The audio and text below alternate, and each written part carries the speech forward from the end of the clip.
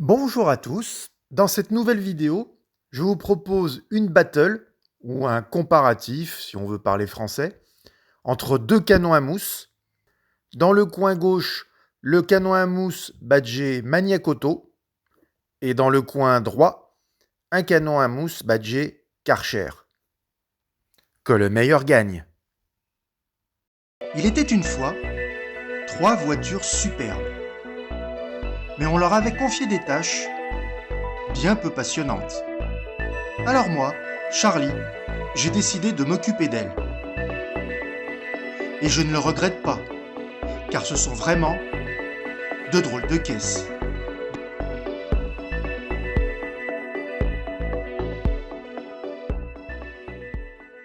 On commence avec le canon à mousse de Maniakoto que j'ai acheté sur le site de Maniakoto. On constate tout de suite que la tête du canon à mousse est en laiton, me semble-t-il, et qu'elle pèse un certain poids.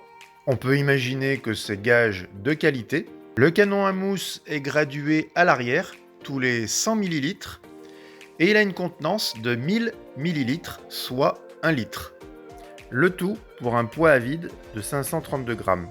Vous trouverez ce canon à mousse affiché à un peu moins de 45 € sur le site de Maniakoto. Je ne sais pas si sur la vidéo on voit bien les graduations qui apparaissent tous les 100 ml. En réalité, elles sont un peu petites, mais beaucoup plus visibles que sur le Karcher. Le canon à mousse siglé Karcher a sa tête en plastique. Il pèse 237 grammes, 2 fois moins lourd que le canon à mousse de Maniakoto. Sa contenance est de 700 ml. Il a 3 graduations, 200 ml, 450 ml et 700 ml. Mais les graduations sont tellement minuscules qu'il faut avoir soit des yeux bioniques, soit des lunettes à quadruple foyer, parce que franchement, on n'y voit rien du tout. Vous pouvez trouver ce canon à mousse à un prix inférieur à 16 € dans tous les magasins de bricolage. A noter que le modèle le plus récent a beaucoup plus de graduations. Ils ont rectifié l'erreur. J'ai donc acheté le canon à mousse de Maniakoto sur leur site en profitant d'un pack qui était composé, outre du canon à mousse, d'un shampoing de la marque Fitech et d'une mousse de la marque Valet Pro. Je vais suivre scrupuleusement les indications qui sont notées sur les flacons et donc remplir dans un premier temps 50 ml de shampoing.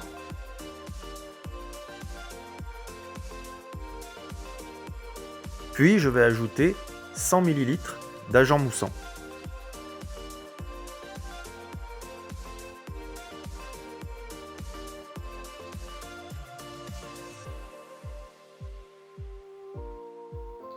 Je complète avec de l'eau jusqu'à la moitié du canon à mousse.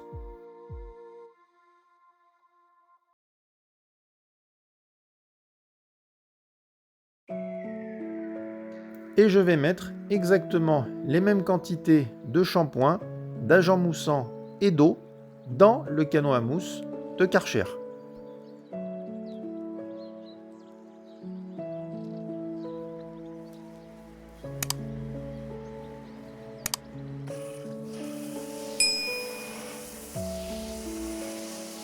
Premier constat immédiat, la mousse du canon à mousse de Karcher n'a pas cet effet crépi épais. Pour autant, la mousse est de bonne facture et elle se diffuse parfaitement bien sur l'ensemble du véhicule.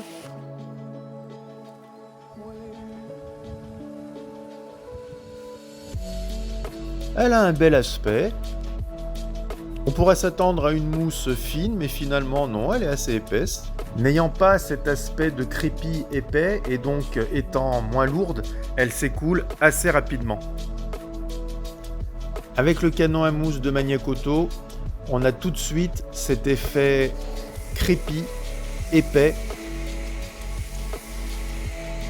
On voit tout de suite que la mousse est plus dense, plus lourde.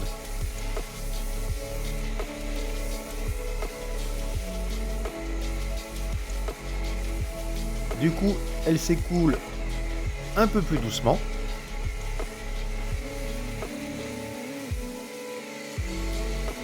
Est-ce que pour autant ce type de mousse qu'on utilise en pré-lavage est plus efficace?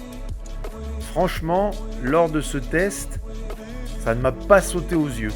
On pourrait imaginer que la mousse étant plus épaisse et qu'elle s'écoule donc plus lentement, encapsule, comme on dit dans le jargon du detailing, encapsule mieux la saleté,